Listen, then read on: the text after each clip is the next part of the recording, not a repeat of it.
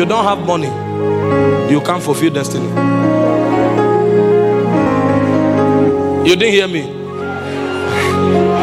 If you don't have money, you can't fulfill destiny. You know why? Among men, money is the exchange power.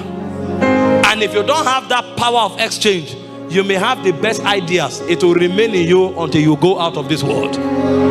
He said in Zechariah 1:17, this is God talking, the Almighty.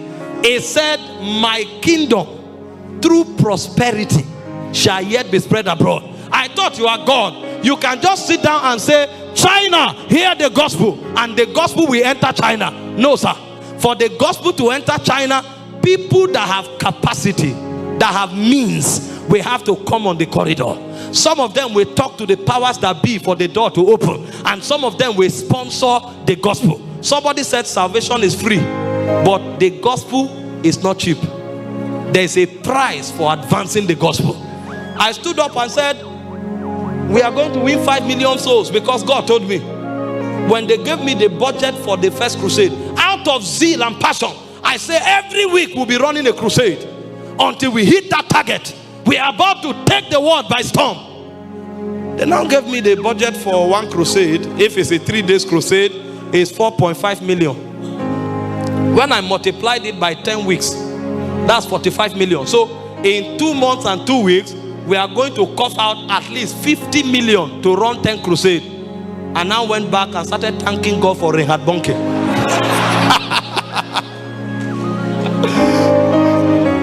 Not everything is zeal. Deuteronomy 8:18, it said, thou shalt remember the Lord thy God. It is him that giveth thee power to get wealth, that you might establish his covenant. So the covenant of God is not only established by prayer, it is established by wealth. And so anybody who is visionary will respect money. He will know how to generate money. He will know how to manage money, and he will account for every money that comes to him. You find a man who is wasteful with finances, he's not a visionary person. Do you know why I'm telling you this?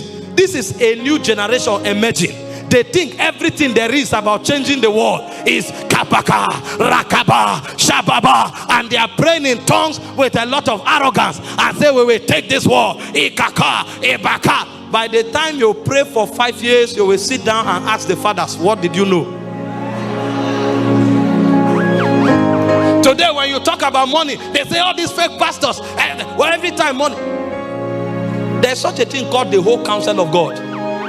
They say preach holiness, preach holiness. If there's no money, how will people hear the holiness message?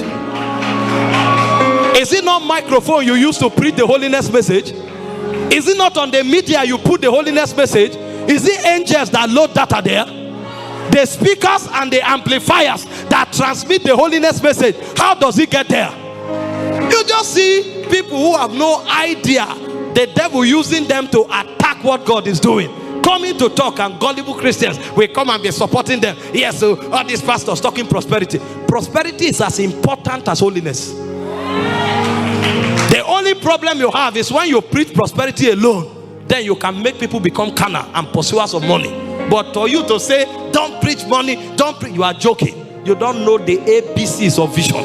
Without money, whether in the kingdom or in the world, you can never advance vision.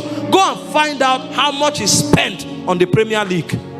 Go and find out how much is spent in most of these global gadgets that we are buying every day. Find out the economic intelligence that is put in.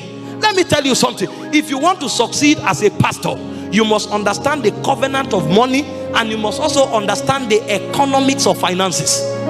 If you don't know how to handle money, no matter how spiritual what you are doing is, it will go nowhere.